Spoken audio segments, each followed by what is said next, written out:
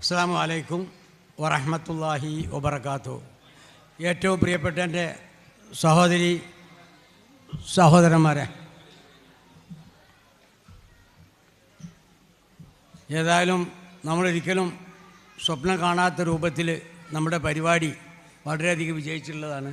സദർ അത്താണിയെ പറ്റി നമ്മൾ ചിന്തിക്കുമ്പോൾ നമ്മെ സംബന്ധിച്ചിടത്തോളം ഒരുപാട് കാര്യങ്ങൾ ഈ 5-8 വർഷത്തെ ചരിത്രം പറയാനുണ്ട്. പക്ഷെ നമ്മളിതിൻ്റെ തുടക്കം എന്ന് പറഞ്ഞാൽ സാധാരണ നമ്മൾ ഹുസൈൻ മടവൂർ സാഹിബിൻ്റെ ഒരു കഥ പറഞ്ഞ ആളുകൾ. കാരണം ഒരാൾ എന്നിട്ടാൾ എനിക്ക് വീടില്ലൊക്കെ ഒരു ബുദ്ധിമുട്ടുണ്ട്, അതിന് നിങ്ങൾ എന്തൊരു എഴുത്ത് വന്നു കഴിഞ്ഞാൽ ആ എഴുത്തുമായി ആരെങ്കിലും സമീപിച്ച് കഴിഞ്ഞാൽ എനിക്കൊരു വീടിനുള്ള കാശ് കിട്ടും എന്ന് പറഞ്ഞപ്പോൾ അയാളൊരു കത്ത് എഴുതി കൊടുത്തോല, ഇങ്ങനെ ആൾ കഷ്ടപ്പെട്ട ആളാണ്, ഇയാൾക്ക് എന്തെങ്കിലുമൊക്കെ ഒരു പരിഹാരം ഉണ്ടാക്കി കൊടുക്കണമെന്ന്.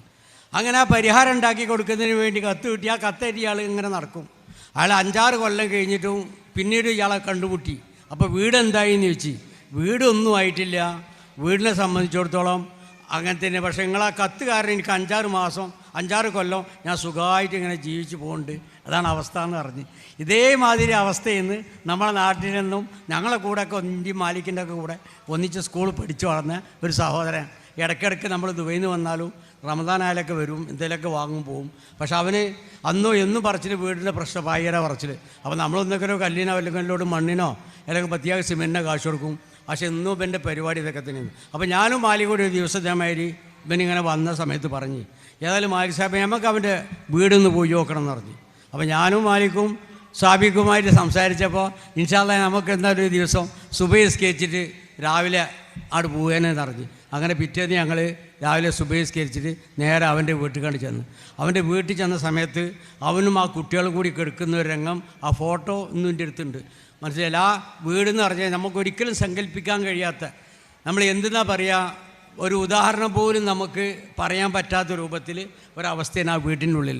ശരിക്കും നമുക്ക് ആ വീട് കണ്ടപ്പോൾ നമ്മളെ വെളിച്ചം തന്നെ കണ്ണിനെ കാഴ്ചനിട്ടില്ല എന്നുള്ള അത്രയും മനസ്സിനൊരു വിഷമമായ മാലിക്കിനോട് പറഞ്ഞ് എന്താ ഈ അവസ്ഥ, ഇതിന് എന്താ നമ്മൾ പരിഹാരം കാണാമെന്ന്. അപ്പോൾ അന്ന് മാലിക് പറഞ്ഞൊരു സംഭവമുണ്ട്. കാരണം ഈ സൂര്യൻ വന്നിട്ട് നമ്മളെ പ്രാണികളുടെ മിന്നാമിനിങ്ങിനോട് പറഞ്ഞോല, ഞാൻ ഇവിടുന്ന് പോയാൽ പിന്നെ നിങ്ങൾക്ക് ആരാ വെളിച്ചം തരാമെന്ന്. എന്നാൽ മിന്നാമിനിങ് പറഞ്ഞോല, നീ പോയാൽ ഞങ്ങളെല്ലാവരും കൂടി ഒന്നിച്ച് നിൽക്കും, എന്നിട്ട് ഞങ്ങൾക്ക് ആവശ്യമുള്ള വെളിച്ചം ഞങ്ങളുണ്ടാക്കുന്നു. അതാണ് സത്യത്തിൽ ആ പറഞ്ഞ വാക്കുകളെ. പിന്നെ അതിലേക്ക് ഞങ്ങൾ രണ്ടും കൽപ്പിച്ചിറങ്ങി. നമ്മൾ ആദ്യമായിട്ട് നമ്മളെ പുല്ലൂരിൻ്റെ ഒരു കാലത്ത് എല്ലാമായിരുന്ന നമ്മളെ പുല്ലൂർ ബാപ്പു സാഹിബിൻ്റെ മകൻ നമ്മൾ KM അബ്ദുറഹ്മാനാജിനെ പോയി കണ്ട് വിവരങ്ങൾ ധരിച്ചപ്പോൾ അബ്ദുറഹ്മാനാജി പറഞ്ഞ് എന്താ വെച്ചാൽ വേണ്ട ഞാൻ ചെയ്തുതരാം, നിങ്ങൾ ഇതൊരിക്കലും പിന്തിരരുത്. കാരണം നമ്മളൊരു മനുഷ്യൻ്റെ വിഷമം നീക്കിക്കഴിഞ്ഞാൽ മസ്ജിദുൻ നബവിയിൽ 1000 റക്കാത്ത് നമസ്കരിക്കുന്നതിനേക്കാൾ പ്രതിഫലം കിട്ടുന്ന കാര്യമാണ് ഒരു മനുഷ്യൻ്റെ വിഷമം നീക്കുക എന്നുള്ളത്. അതിന് വേണ്ടി നിങ്ങൾ ഇറങ്ങണം എന്ന് പറഞ്ഞ്. അപ്പോൾ ഇൻഷാ അല്ലാഹ് എന്ന് പറഞ്ഞ് നമ്മളവിടുന്ന് ആൾ നല്ലൊരു സംഖ്യ തന്ന്. പിന്നെ നമ്മളിതേമാതിരി ഫൈസൽ ജുവലിനെ കണ്ട് ഫൈസൽ ജുവലിൻ്റെ ഫൈസൽ ബാബു നല്ലൊരു സംഖ്യ തന്ന്. അതുപോലെ അബ്ദുറഹ്മാനാജിനെ കണ്ട് അബ്ദുറഹ്മാനാജി നല്ലൊരു സംഖ്യ തന്ന്. അതുപോലെ നമ്മളുമായി ബന്ധപ്പെട്ട എല്ലാവരെ സംബന്ധിച്ചോളം എല്ലാവരും 2 കൈ നീട്ടി നമ്മൾക്കുമായി സഹായിക്കാൻ തയ്യാറായി. അങ്ങനെ ആ സഹകരണത്തിന് 4-5 മാസം കൊണ്ട് നമ്മൾ ആ വീട് പൂർത്തിയാക്കി. ആ വീട് അവനക്ക് കൈമാറി. ആ വീട് കൈമാറിൻ്റെ പിറ്റേ ദിവസം ഞങ്ങൾ അവിടെ ചെന്ന സമയത്ത് അവൻ്റെ കണ്ണിൽ നിന്നുള്ള ആ സന്തോഷം, അവൻ്റെ ഭാര്യയും കുട്ടികളെ കൂടി ആ രംഗം കണ്ടപ്പോൾ നമ്മെ സംബന്ധിച്ചിടത്തോളം അവരാ സന്തോഷം ഒക്കെ നമ്മൾ പണ്ട് ചരിത്രങ്ങൾ പറയുമ്പോൾ പറഞ്ഞു കാണാം. ഒരു സാബി ഒട്ടകത്തെ കാണാതായിട്ട് ഒരുപാട് കരഞ്ഞ് പ്രാർത്ഥിച്ച് അത് ഞാൻ അവിടെ പെട്ടുപോലും. അവസാനം ഒട്ടകത്തെ തിരിച്ചു കിട്ടുമ്പോൾ ആ ഒട്ടകമാണ് എൻ്റെ പടച്ചോനെന്ന് പറഞ്ഞ പോലെ വാക്കുകൾ പതറിയിട്ടാണ് അവൻ്റെ സംസാരം ഉണ്ടായത്. സത്യത്തിൽ അന്ന് നമുക്ക് അവൻ്റെ ആ ഇത് കണ്ടപ്പോൾ നമുക്കതൊരു ലഹരിയായിട്ട് തോന്നി എന്നുള്ളതാണ്. അന്ന് മുതൽ ഞങ്ങൾ തീരുമാനിച്ച് ഇതിനൊരു രൂപരേഖ ഉണ്ടാക്കണം. അങ്ങനെ അത്താണി എന്നുള്ള പേരുണ്ടാക്കി. അതുപോലെ തന്നെ കണ്ണീരൊപ്പാൻ കൈകോർക്കുക എന്നുള്ള ഒരു സംരംഭമായിട്ട് ഞങ്ങളെ മുന്നിൽ എല്ലാമായ സാബിക്ക് മുന്നിൽ നിന്നുകൊണ്ട് ഞങ്ങൾ ആത്മാർത്ഥമായിട്ട് പ്രവർത്തിച്ചപ്പോൾ ഒരുപാട് മാറ്റങ്ങൾ നമുക്ക് ഈ മേഖലയിൽ ഉണ്ടാക്കാൻ കഴിഞ്ഞുള്ളതാണ്. അതിനൊരുപാട് പറഞ്ഞാൽ തീരാത്ത അത്രയും നമ്മൾ അനുഭവങ്ങളുണ്ട്. ചില ഭാഗത്ത് നമ്മൾ പൈസക്ക് പോകുമ്പോൾ ആൾക്കാർ പറയും പൈസ ഞങ്ങൾക്ക് ഇഷ്ടമായിട്ടുണ്ട്, പക്ഷേ എന്ത് ചെയ്യാൻ തരാൻ തോന്നില്ല, മനസ്സ് സമ്മതിക്കണില്ല. അപ്പോൾ ഞാൻ അയാളോട് പറഞ്ഞ് മനസ്സിൽ ഞങ്ങൾ 2 മണിക്ക് അലാറം വെച്ച് എഴുന്നേൽക്കുക, എന്നിട്ട് കരഞ്ഞിട്ട് അള്ളാഹുവിനോട് കരയുക. കൊടുക്കാനുള്ളൊരു മനസ്സ് എനിക്ക് തരണം പടച്ചോരെന്ന്. കൊടുക്കാനുള്ള മനസ്സുള്ളവർക്ക് മാത്രമേ കൊടുക്കാൻ കഴിയുള്ളൂ. അത് അള്ളാഹുവിൽ നിന്ന് കിട്ടുന്ന ഏറ്റവും വലിയ ഇറക്കണം.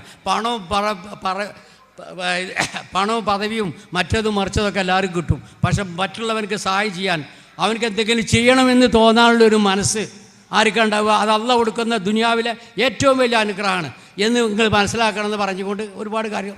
അതുപോലെ ജീവിതത്തിലെ പല അവസരങ്ങളും.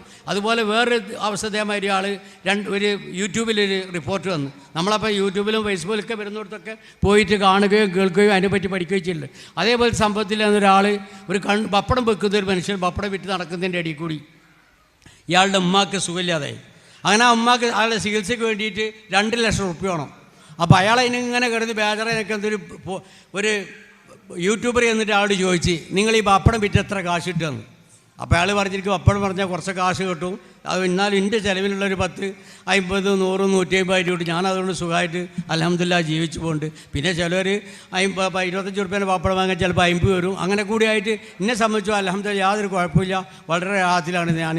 പക്ഷേ ഇന്നിൻ്റെ അവസ്ഥ എന്താണെന്ന് വെച്ച് കഴിഞ്ഞാൽ എൻ്റെ ഉമ്മാക്ക് സുഖമില്ല.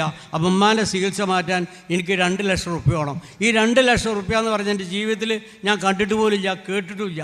അപ്പോൾ ഞാൻ അതെങ്ങനെ ഒപ്പിക്കുന്നുള്ള ബേജാറ് എനിക്കുള്ള, അത് മാത്രം എനിക്ക് ബേജാറെന്ന് പറഞ്ഞിട്ട് അയാൾ കരഞ്ഞപ്പോൾ അത് അതേമാതിരി ആ യൂട്യൂബർ ആ വീഡിയോ ഫേസ്ബുക്കിലിട്ടുന്നുള്ള.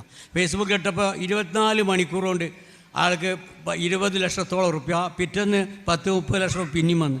അങ്ങനെ ഇയാളെ എടുത്ത് പൈസ ആയിട്ട് യൂട്യൂബർ ചെന്നപ്പോൾ ആ യൂട്യൂബറോട് ഇയാൾ പറഞ്ഞ്, എനിക്ക് ആവശ്യമുള്ള 2 ലക്ഷമാണ്, ബാക്കിയുള്ള പൈസ എന്നേക്കാൾ കഷ്ടപ്പെടുന്ന ഒരുപാട് ആളുകൾ ഈ നാട്ടിൽ ജീവിക്കുന്നുണ്ട്, നിങ്ങൾ അവർക്ക് കൊടുക്കണം എന്ന് പറഞ്ഞ്. ഇത് നമ്മളെ ഇസ്ലാമിക ചരിത്രത്തിലെ സഹാബാക്കളുടെ കഥയല്ലേ പറയുന്നത്, ശരിക്ക് ഇന്ന് കേരളത്തിൽ നടന്ന സംഭവമാണ്.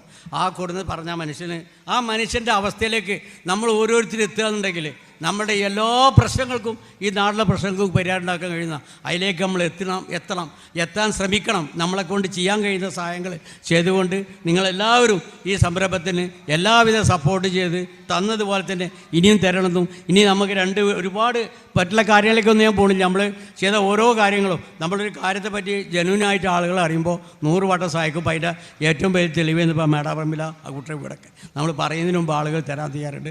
അതുപോലെ തരാൻ തയ്യാറുള്ള മനുഷ്യർക്ക് വേണ്ടിയിട്ട് നിങ്ങളെപ്പോഴും പ്രാർത്ഥിക്കണം. അവർക്ക് അള്ളാഹു ഖൈറും ബർക്കത്തും റഹ്മത്തും അവർക്കും അവരുടെ മക്കൾക്കും അവരുടെ മരിച്ചുപോയ മാതാപിതാക്കൾക്കൊക്കെ കൊടുക്കട്ടെ നിങ്ങളുടെ പ്രാർത്ഥനയിൽ എപ്പോഴും ഉണ്ടാവണം. അതുപോലെ തന്നെ നമ്മുടെ എല്ലാ സംരംഭങ്ങൾക്കും നിങ്ങളുടെ സഹായ സഹായങ്ങൾ ഇനിയും വേണം, ഇനിയും ഉണ്ടാവണമെന്ന് ഒരിക്കൽ കൂടി നമ്മൾ കേൾക്കുന്ന നിങ്ങളും ഇനി ഇത് പിന്നീട് കേൾക്കുന്നവരും അത് തയ്യാറായിക്കൊണ്ട് നമുക്ക് വേണ്ട എല്ലാവിധ സപ്പോർട്ട് ചെയ്യണമെന്ന് ഒരിക്കൽ കൂടി വിനയത്തോടെ അഭ്യർത്ഥിച്ചുകൊണ്ട് എല്ലാവർക്കും അള്ളാഹു ഖൈറും ബർക്കത്തും റഹ്മത്തും തരട്ടെ എന്ന് പ്രാർത്ഥിച്ചുകൊണ്ട് ഞാൻ നിർത്തുന്നു. അസ്സലാമു അലൈക്കും വറഹ്മത്തുള്ളാഹി വബറകാതുഹു. കുറഞ്ഞ വാക്കുകളിലൂടെ അത്താണി ഭവന നിർമ്മാണത്തിൻ്റെയും മറ്റു പ്രവർത്തനങ്ങളുടെയുമൊക്കെ നാളുവഴികൾ സരളമായി സംസാരിച്ച ബഹുമാന്യനായ അത്താണി വർക്കിംഗ് കമ്മിറ്റി ചെയർമാൻ EP ഉമറാജി അവർക്ക് നന്ദി രേഖപ്പെടുത്തുകയാണ്.